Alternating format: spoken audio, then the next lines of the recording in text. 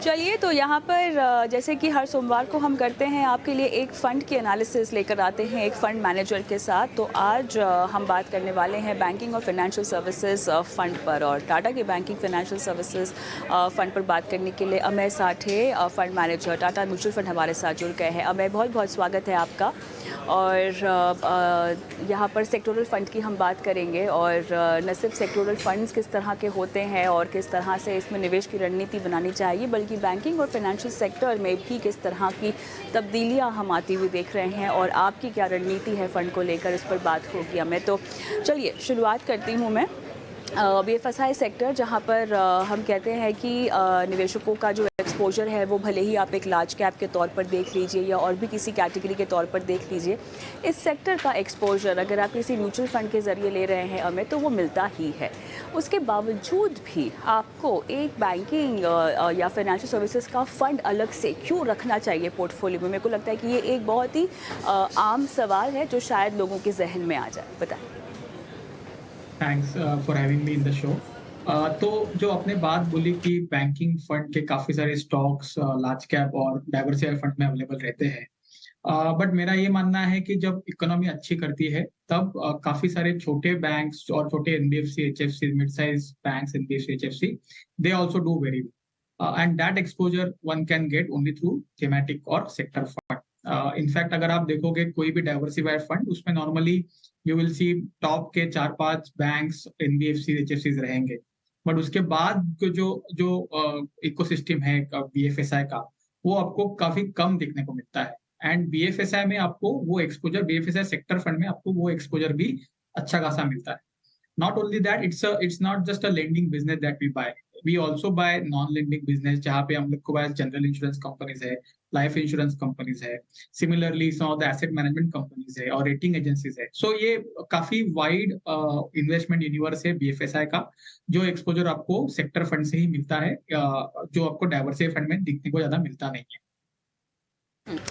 चलिए, आपने कहा कि यूनिवर्स बहुत बड़ा है, लेकिन इस यूनिवर्स को आपने अपने फ़ंड में कैसे संशोधित किया है, कैसे जगह दी है, क्या-क्या प्लेसमेंट की है, इसके बारे में बताइए। आपका in terms of exposure ratio किस-किस तरह के मार्केट कैप के कंपनियों में है, बैंकों में है और फाइनेंशियल सर्विसेज जुड़ी कंपनियों में है, ये बताएँ?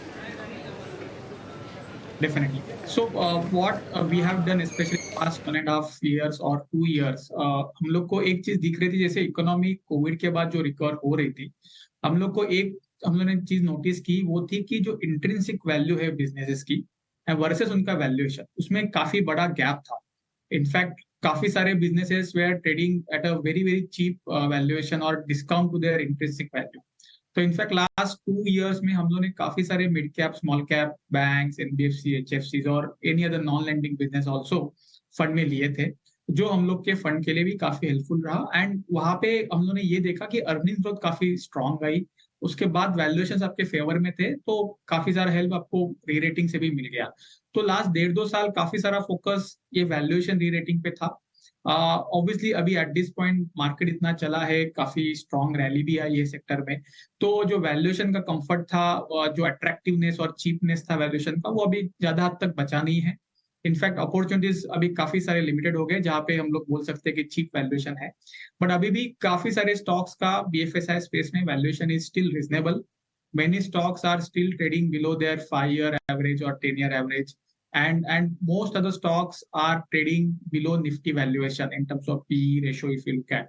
तो valuation wise I think still comfort is there, and अभी यहाँ से हम लोग ये देख रहे हैं कि यहाँ से ग्रोथ जहाँ पे भी आएगी, आई थिंक जहाँ जहाँ पे भी ग्रोथ का पोटेंशियल स्ट्रांग है, तगड़ा है, वो स्टॉक्स पे हम लोग भी अभी फोकस कर रहे हैं, and that is how we are constructing our portfolio.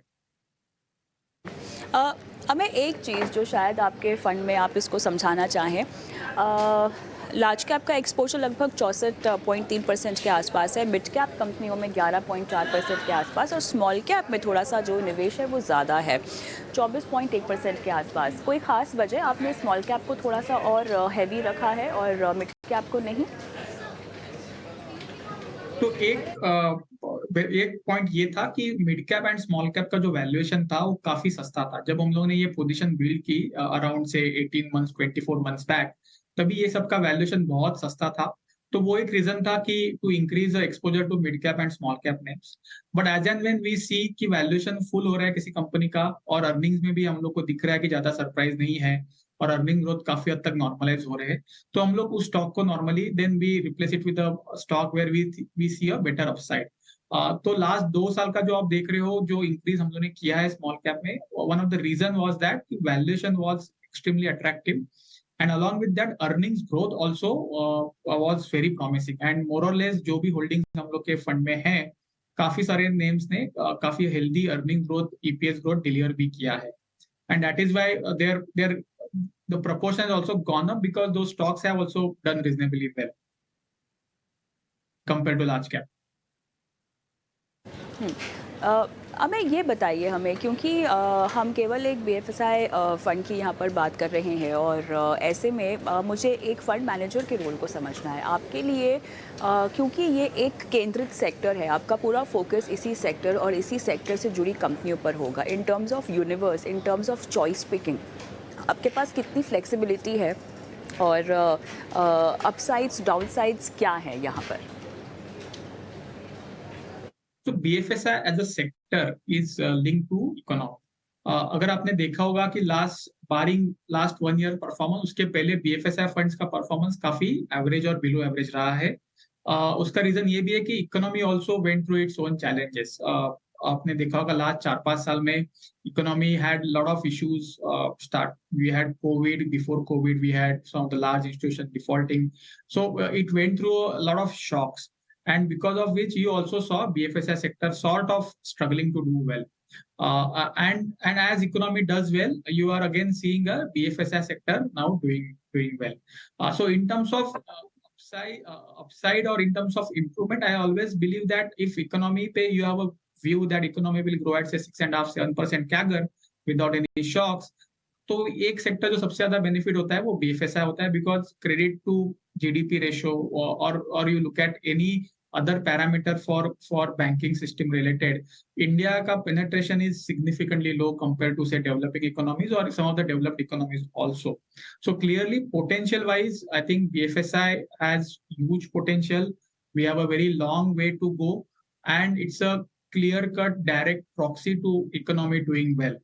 And being a sector fund or thematic fund, in fact हम लोग के ऊपर रिस्ट्रिक्शंस वाइज और हम लोग के ऊपर there are no specific issue areas where we can't go. It's a sector fund. The mandate is obviously to take those exposures, and that is how we are building the fund. And one of the key point of this fund, again I will highlight, is that we have a lot of stocks which you probably may not see in many of these diversified fund, and that is where the opportunity is also for in next 3 to 5 years, because lots of mid-size, small-size names are coming into the market. They are doing well, and this is the way to play that story in the market. There is also financialization of saving that is which is we are going through. Again, BFSI is one category, is a sector fund category where we can sort of capitalize on that, and that is how we are building our portfolio. We have fairly decent exposure to all the themes that we have discussed in this show. Ameya, थोड़ा ज़्यादा बोल गए आप अंग्रेज़ी में। मैं चाहती हूँ कि इस जवाब को आप थोड़ा सा दोहरा दें हिंदी में, दर्शकों को समझ में आ जाए, और दूसरा बाद में जवाब दीजिएगा इस सवाल का, जब हिंदी में ट्रांसलेट कर दें अपने पिछले सवाल को। ये बताइएगा कि आपका रुझान जो है वो ज़्यादा प्राइवेट बैंकिंग की ओर दिखाई दे रहा है। फ़िलहाल जो हमने टॉप 10 आपके एक्सपोजर्स देखे, उसके पीछे क्या वजह होगी? तो हम लोग के पोर्टफोलियो में PSU बैंक्स भी थे पहले, बट हम लोग के पास अराउंड 3 PSU बैंक्स थे, उसमें से एक PSU बैंक हम लोगों ने बीच में एग्जिट किया। एज आई सेड कि हम लोग का जो फिलोसॉफी है इन्वेस्टमेंट का, वो एक फिलोसॉफी है कि वैल्यूएशन का जो स्टार्टिंग पॉइंट होना चाहिए वो काफी रिजनेबल होना चाहिए, एंड उस कंपनी में अच्छी खासी अर्निंग्स ग्रोथ होनी चाहिए।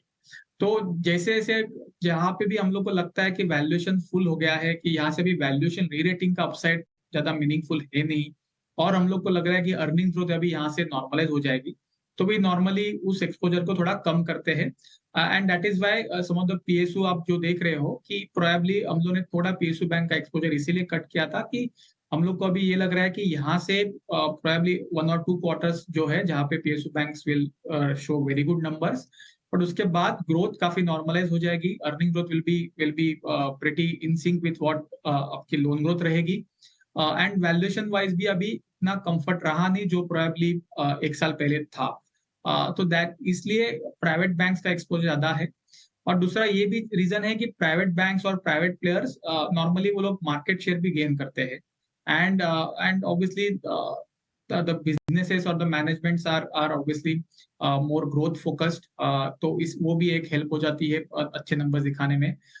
तो इसलिए हम लोग के इसमें प्राइवेट कंपनीज का एक्सपोजर ज्यादा है कंपेयर टू पब्लिक बैंक्स और पब्लिक एंटिटीज।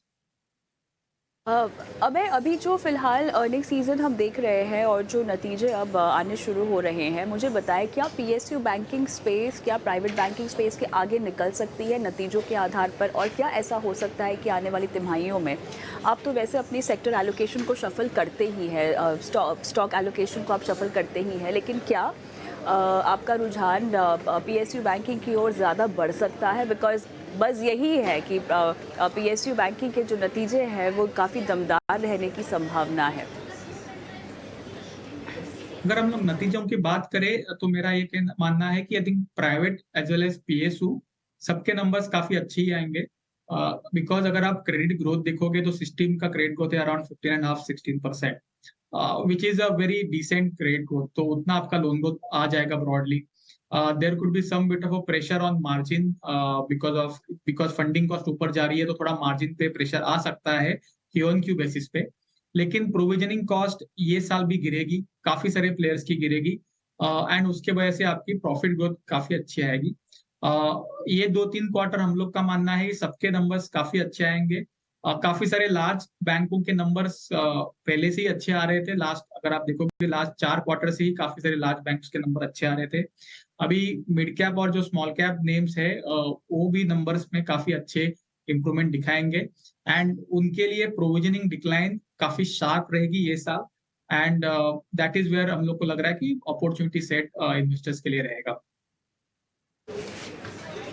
ऑलराइट, मुझे बताइए कि इस तरह के थीमेटिक फंड को पोर्टफोलियो में शामिल करने के पीछे आपका रिस्क किस तरह से डाइवर्सिफाई हो जाता है, मिटिगेट हो जाता है या बढ़ जाता है? रिस्क के लिहाज से इसको कैसे देखना चाहिए? ये सेक्टर फंड है तो रिस्क ऑब्वियसली ज्यादा ही रहेगा इसमें। And it's a BFSI sector which is काफी वोलेटाइल सेक्टर है ये। आपने देखा होगा कि लास्ट 12 महीने में ही काफी बार ये सेक्टर ऊपर गया नीचे गया। तो बिकॉज ये सेक्टर क्या है, एफआई का काफी ड्रिवन सेक्टर है। तो so one is sector fund and second it's is a BFSI segment which is fairly काफी वोलेटाइल है। तो इन्वेस्टर्स के हिसाब से ये फंड उसी के लिए है जो काफी एग्रेसिव इन्वेस्टमेंट करता है और थोड़ा होराइजन भी, होल्डिंग का पीरियड भी थोड़ा ज्यादा रखता है। इसमें ये cyclical, BFSI is a cyclical sector. तो अगर आपको लग रहा है कि जीडीपी ग्रोथ अच्छा करेगा, साइकिल आपके फेवर में है, तो आप ये सेक्टर फंड कर सकते हो। अगर आपका दूसरा कुछ व्यू है तो ऑब्वियसली आपको अकॉर्डिंगली एक्ट करना पड़ेगा। बट सेक्टर फंड है तो रिस्क काफी ज्यादा रहेगी। we obviously try to have we have our own risk management framework also, but sector fund के जो ओन प्रॉब्लम्स होते हैं, वो ओन चैलेंजेस होते हैं, वो इसी में भी रहेंगे। तो आई विल ऑलवेज सजेस्ट कि आप अपने एडवाइजर से बात करें एंड उनसे सलाह लेके ही इसमें इन्वेस्ट करें। ऑलराइट, चलिए अभय साथी, बहुत बहुत धन्यवाद, आपने समय निकाला और इतने विस्तार से अपने फंड पर बात की और इसके अलावा सेक्टोरल फंड की बारीकी अभी हमारे दर्शकों को आज दी। धन्यवाद। चलिए, तो फंड का पन्ना में आज हमने